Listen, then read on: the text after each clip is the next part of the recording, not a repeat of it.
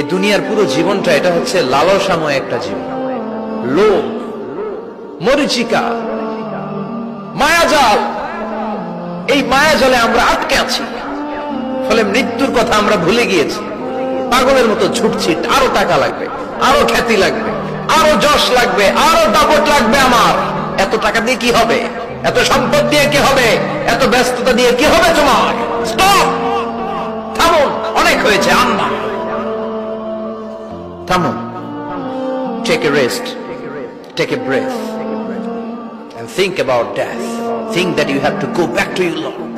একটু বসেন না, একটু ভাবেন যে আমাকে চলে যেতে হবে, চলে যেতে হবে। এই কোলাহল, এই ব্যস্ততা, এগুলো থাকবে, থাকবো না আমি। সাইয়েদনা ওমর ফারুক বলেছেন, মুতু ক্বাবলা আন তামুতু, মরার আগে একবার মরো। হাসিবু ক্বাবলা আন তুহাসাবু আলাইকুম, তোমার হিসাব নেওয়ার আগে তুমি একবার নিজের হিসাবটা করো না। কাগজ বের করে একটু লিখো না, কি কি ভালো কাজ করছিলা, যেগুলো দিয়ে নাজাতের ওসিলা হতে পারে, 1 2 3, আর কি কি আকাম কুকাম করছো দেখো না, লিখে দেখো তোমার অবস্থাটা কি। মরার আগে একবার মরো।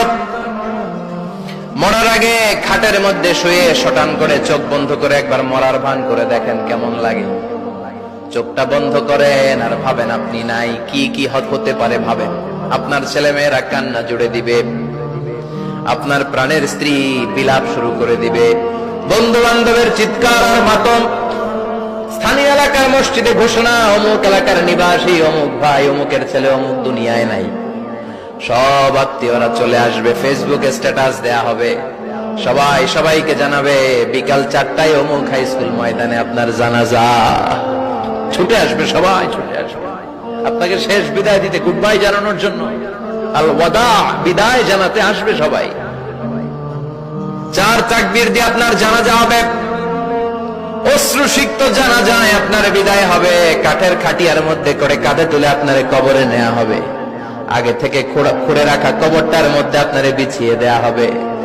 বাঁশের কচি দিয়ে তার উপরে মাটির চাপা দিয়ে সব চলে যাবে। ভাবেন না একবার চোখ বন্ধ করে, this is the circle of life, this is the nature of life. এটা সবার হবে, আমার হবে, আপনার হবে। এত মায়া, এত ভালোবাসা কই যাবে? কেউ থাকবে না, সবাই আপনার অন্ধকার কবরে রেখে দিয়ে চলে আসবে। উপরে বাঁশের কঞ্চি, তার উপরে মাটির চাপা, অন্ধকার আর অন্ধকার। এই অন্ধকার যেন শেষ হতে চায় না, শুধুই অন্ধকার, ঠিক কিনা? এজন্য আমাদের চলে যেতে হবে। দাদা গেল, চাচা গেল, মামা গেল, আমাদেরকেও যেতে হবে, জোরে কোন ঠিক কিনা? একদিন মাটির ভেতরে হবে ঘরে মন আমার, কেন বন্ধ দালান ঘর, প্রাণ পাখি উড়ে যাবে পিঞ্জর ছেড়ে।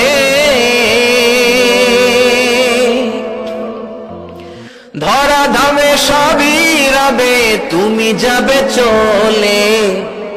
বন্ধু বান্ধব যত, মাতা পিতা দ্বারা সুত, সবই হবে তোমার পরে।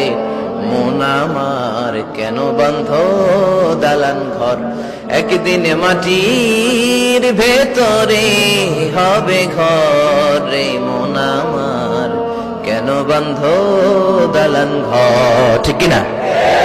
সব পরে থাকবে, চলে যেতে হবে আমাদেরকে। এজন্য আখিরাতের কথা যেন আমাদের স্মরণ হয়। বিশ্বনবী বলতেন, নাহাইতুকুম আন জিয়ারাতিল কুবুর, আমি তোমাদেরকে কবর জিয়ারত করতে আগে নিষেধ করতাম, কিন্তু এখন নিষেধাজ্ঞা প্রত্যাহার করে নিলাম। এখন সব সময় তোমরা কবরের সামনে যাবা আর জিয়ারত করবা। কবরস্থানে জানতো, বড়ুয়া কৃষ্ণপুরের এই গ্রামের কবরস্থান আছে কোন দিকে? পূর্ব দিকে আছে, গোখরার জলের ওদিকে। যান আপনারা, একটু যাবেন, একটু গেলে আখিরাতের কথাটা স্মরণ হবে। ওখানে ছোট শিশুরা শুয়ে আছে, কিশোর যুবকরা আছে, আপনার মতো তাগড়া যুবক, মুরব্বীরা আছে। এরা এই এলাকায় থাকতো, এরা আকাশ থেকে নেমে আসে না, এই এলাকার সন্তান, আজ নাই। একটা সার্টেন পিরিয়ড শেষে আপনিও থাকবেন না। This is the nature of life, this is the circle of life. ছোট্ট শিশু হয়ে এসেছিলেন, শৈশব, কৈশোর, যৌবন, প্রৌঢ়ত্ব। আগে ছিলেন সিঙ্গেল, বিয়ে করে হয়ে গেলেন ডবল।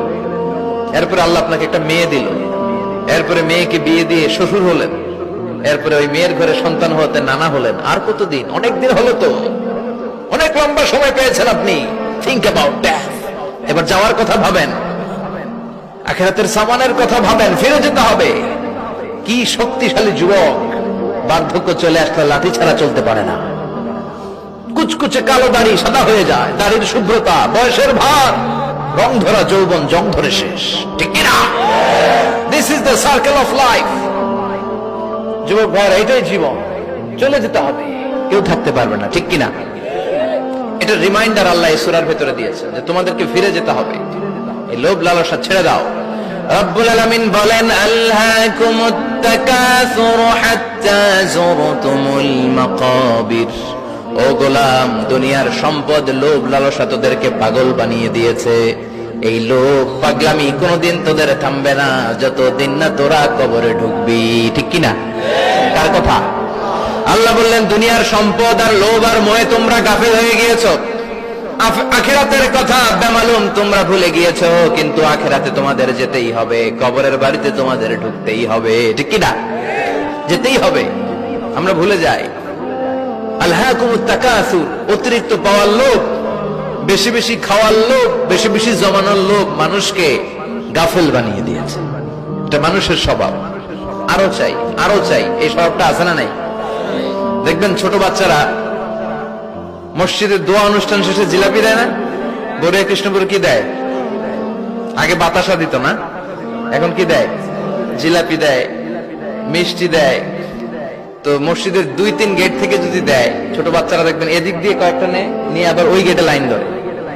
ওর হাত হলো ছোট হাত, ওর হাত ভর্তি জিলাপি, আর নেওয়ার জায়গা না, এরপর আরেক জায়গায় লাইন ধরছে, আরো লাগবে আরো লাগবে, এই আরো আরো আরো চাই, এই স্বভাবটাই মানুষকে কুড়ে কুড়ে শেষ করে দিয়েছে।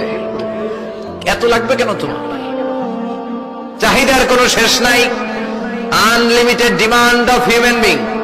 যার আছে বেশি তার চাই বেশি, যার সাইকেল আছে তার হুন্ডা চাই, হুন্ডা আছে তো প্রাইভেট কার চাই, প্রাইভেট কার আছে তো প্লেন চাই, প্লেন আছে তো হেলিকপ্টার চাই, হেলিকপ্টার আছে তো ওইটা চাই, ওইটা আছে তো সেটা চাই, ঠিক কিনা?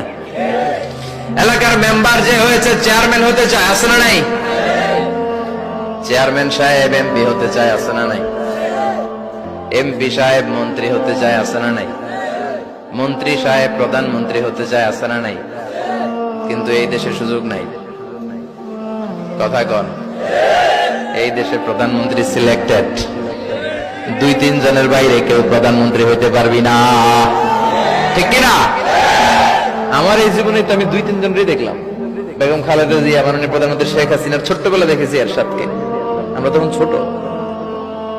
তো মানুষের চাহিদার কোনো শেষ নাই, যার আছে বেশি তার চাই বেশি। এজন্য বিশ্বনবী বলেছেন, উনজুরু ইলা মান হুয়া আসফালা মিন, তোমার চেয়ে যে খারাপ আছে ওর দিকে তাকাও। ওয়ালা তানজুর মান হুয়া আ'লা মিন, তোমার চেয়ে যে ভালো আছে ওর দিকে তাকাও না, তোমার চেয়ে যে খারাপ অবস্থানে আছে ওর দিকে তাকাও। অনেকে নিজের অবস্থান নিয়ে সুখী না, এরকম আছে না নাই?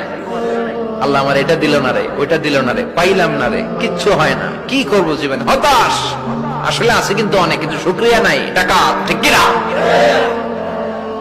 নিজের অবস্থান নিয়ে সুখী না, কিন্তু অনেক লোক আছে তারা আপনার অবস্থানে পৌঁছতে চায়। তাদের দিকে তাকিয়ে দেখেন, আপনি যে অবস্থানে আছেন এই অবস্থানে পৌঁছাটা অনেকের কাছে স্বপ্ন। তারা প্রতিনিয়ত সংগ্রাম আর স্ট্রাগল করে যাচ্ছে আপনার অবস্থানে পৌঁছতে, আর আপনি এটা নিয়ে সন্তুষ্ট না। শেখ সাদির নাম শুনেছেন? বালাগাল উলা কাশাফাত দুজা, এই কবিতাটার রচয়িতা ইরানের বিখ্যাত এক কবি। উনি একবার আর্থিক সমস্যার মধ্যে দিয়ে সময় কাটাচ্ছেন, টাকা নাই, পয়সা নাই, পায়ে দেওয়ার মতো জুতা নাই। উনি খুব দুঃখ পেলেন, হায় রে, আমি ইরানের এত বড় কবি, আমার পায়ে দেওয়ার মতো জুতা নাই। দুঃখ ভরা মন নিয়ে রাস্তায় হাঁটতে বেরোলেন। হাঁটতে হাঁটতে হঠাৎ দেখলেন একটা লোক শুয়ে শুয়ে কাঁদছে, ওই লোকটার 2টা পাই নাই, পাই নাই। উনি সেজদায় পড়ে গেলেন, আল্লাহর কাছে ক্ষমা চাইলেন, আল্লাহ অনেক দিয়েছো, শুকর আলহামদুলিল্লাহ। এজন্য যেই পরিস্থিতিতে থাকি না কেন আমরা কি পড়বো? জোরে বলেন, কি পড়বো? এজন্য আল কানাতু মিনাল ইসলাম, অল্পে তুষ্ট থাকার নাম হলো ইসলাম। সম্পদ লাগবে কিন্তু সম্পদের পাহাড় লাগবে না, ঠিক কিনা? অল্প খান, অল্প পড়েন, অল্প জামান, অল্পের ভেতরে বরকত ঢুকাইয়া দিছে কে? দেখবেন যাদের সম্পদ অল্প তারা সুখী বেশি। জরিপে এটা দেখা গিয়েছে, অনেক সার্ভেতে এটা এসেছে, যারা সম্পদশালী এরা দুঃখী বেশি, এদের দুঃখ বেশি, টেনশন বেশি। খুব স্বাভাবিক, টাকা যার বেশি রোগ তার বেশি, টাকা যার বেশি টেনশন তার বেশি, টাকা যার বেশি ঘরে শান্তি তার কম।